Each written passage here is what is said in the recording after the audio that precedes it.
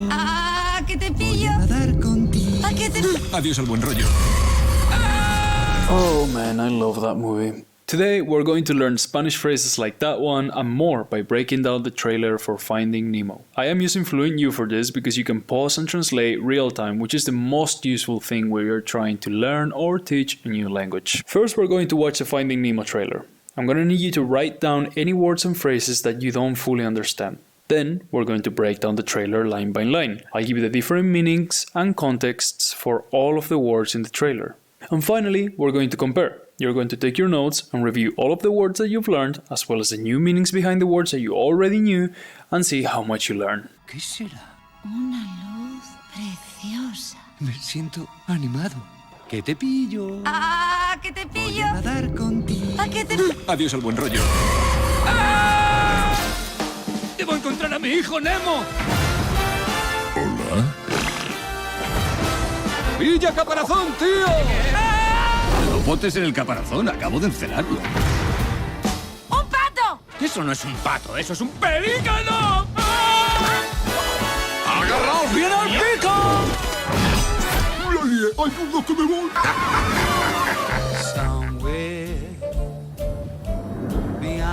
¿Qué tal, Bob? Tranquilo, las ballenas no comen peces, comen krill. ¡Escapad!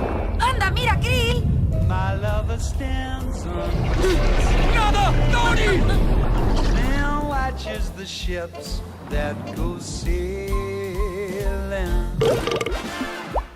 Guarro. ¿Qué será? Una luz preciosa. ¿Qué será? ¿Qué será? This means what could it be? Or what could be ahead? This phrase is often used whenever you don't know what something can be, or for example, when you're trying to tease somebody about what something is going to be. If you're giving a kid a gift and you want to ask them, oh, what do you think it could be? You will say, ¿Qué será? ¿Qué será? Una luz means a light. Light is luz and feminine. Therefore, we say una. If luz instead of feminine was masculine, we will say un luz. And then, in Spanish, as per usual, the adjective comes after the noun. We say preciosa, beautiful, precious. ¿Qué será? Una luz preciosa. Me siento animado. ¡Que te pillo! Me siento animado. Animado means encouraged. And the whole phrase means I feel encouraged, I feel motivated.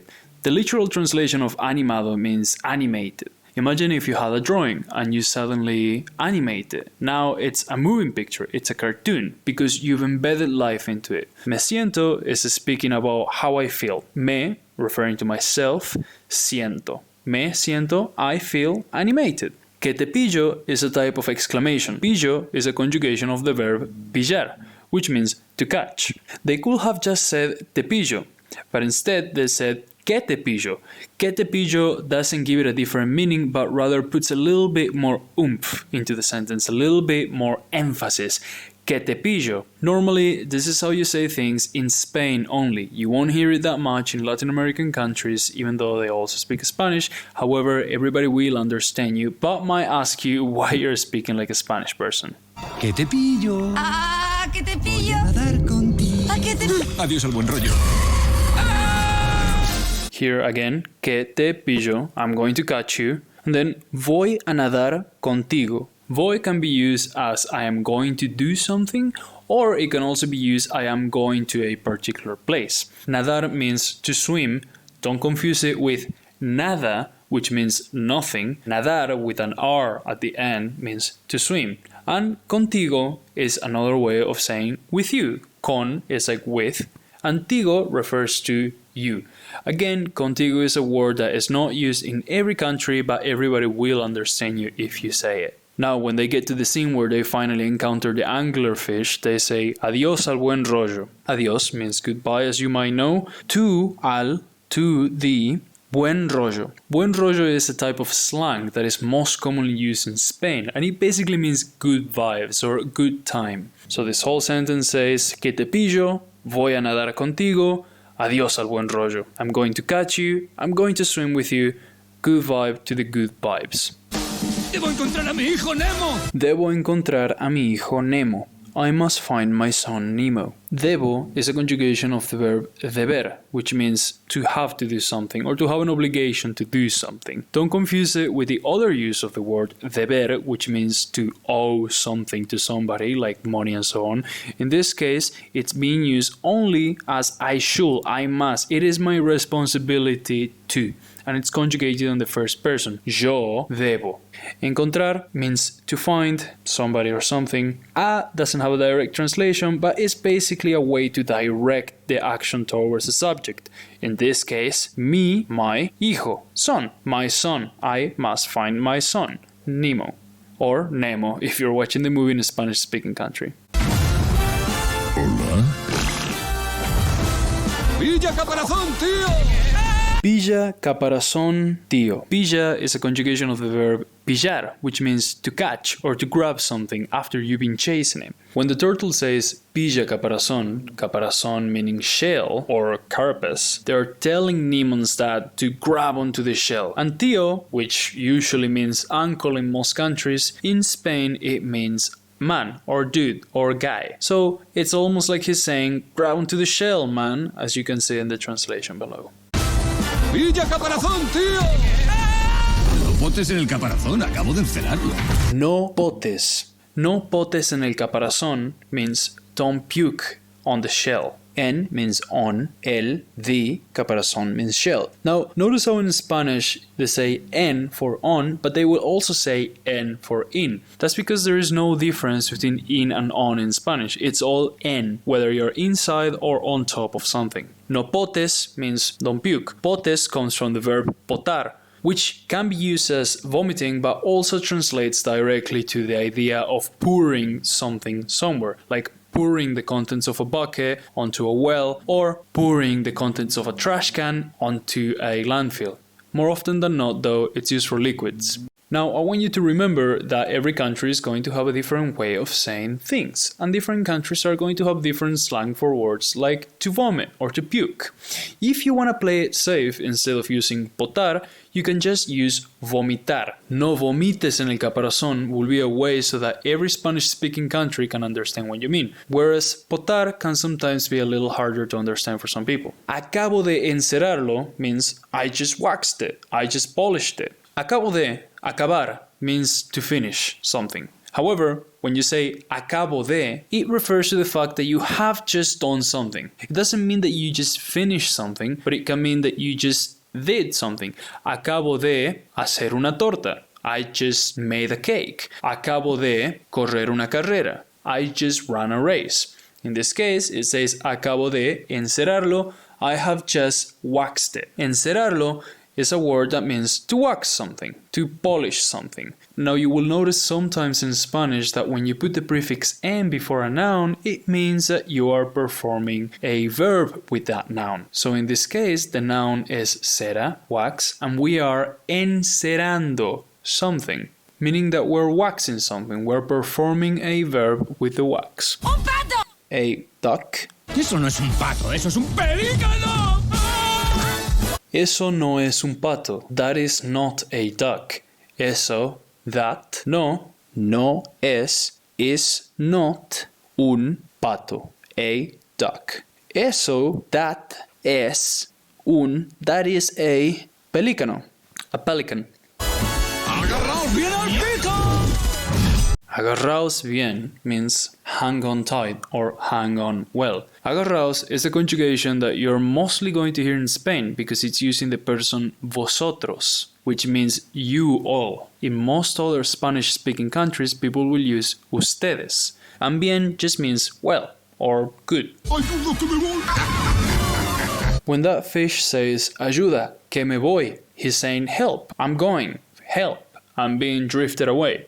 Ayuda means help, and here we see the use of que again, where it doesn't add to the meaning of the sentence, but rather it intensifies it. So for example, saying me voy means that I'm leaving, obviously in this context against their will because they're being drifted away by the current. And they could just say, ayuda, me voy. But by saying ayuda, que me voy, it's a way of intensifying the sentence, saying help, I am going. ¿Qué tal, Bob? ¿Qué tal is a way to ask how are you? It's very common in most Spanish-speaking countries, and it simply means how are you doing? How's it going? Tranquilo, las ballenas no comen peces, comen krill. Here we hear them say, tranquilo, las ballenas no comen peces, comen krill. Tranquilo means to be relaxed, to be calm, for things to be quiet and at a standstill. However, it can also be used in the imperative form, telling somebody to relax themselves, to chill, to calm down. Obviously, you have to use it carefully because if you tell somebody to be tranquilo when they're very obviously no, it can be taken very negatively, but that's what it means. Las ballenas, ballena meaning whale, la ballena, and ballenas being the plural of ballena, no comen, don't eat, comen comes from comer, peces. Peces is the plural of fish. Now you will notice that there is a difference between English and Spanish. In English you will usually say fish for a singular fish, but you will also say fish for plural fish as long as they are within the same species. However, in Spanish you will say peces, which is the plural form, as soon as you have more than 2 fish. Additionally, there is another word for fish in Spanish when a fish has been caught, when it has been fished, so as to speak, and it's out of the water and ready to go to the market, you won't call it pez anymore. You call it pescado. This literally translates to something that has been fished. And it can be used as an adjective, saying that something has been pescado, but it can also be used as a noun, saying that, for example, the fish at the market is very good because it's not in the water anymore, it's out. So you will say, el pescado en el mercado es muy bueno. The fish in the market is very good. Comen krill means they eat krill. Comen is referring to them, plural. They eat krill. And here we see this final word, escapad, which means escape. It's the imperative krill, telling a multitude of people, you all escape. Again, it's a conjugation that you will mostly see in Spain. Most other countries will say escapen. Tranquilo, las ballenas no comen peces, comen krill. ¡Anda, mira, krill! Anda, mira, krill. Anda is like a way of saying wow or hey, as if pointing something out. Again, it's mostly used in Spain and other countries will have their own little exclamations. But the word andar is used in all countries and it means to literally go, to move. It means to go from point A to point B. Mira means look. It's an imperative, look at that, and krill means krill.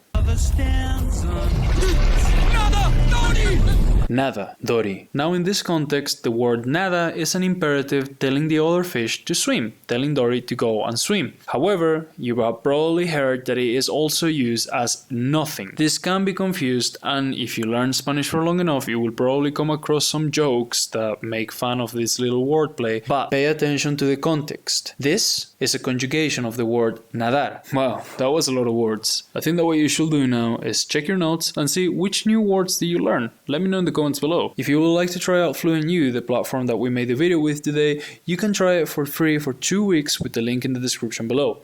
It's totally worth it, no risk, and you can try a bunch of different videos. Also, if you're looking for some ways to improve your Spanish real quick with some simple steps, check this video to the right. I'm sure that it will help you. I'll see you there.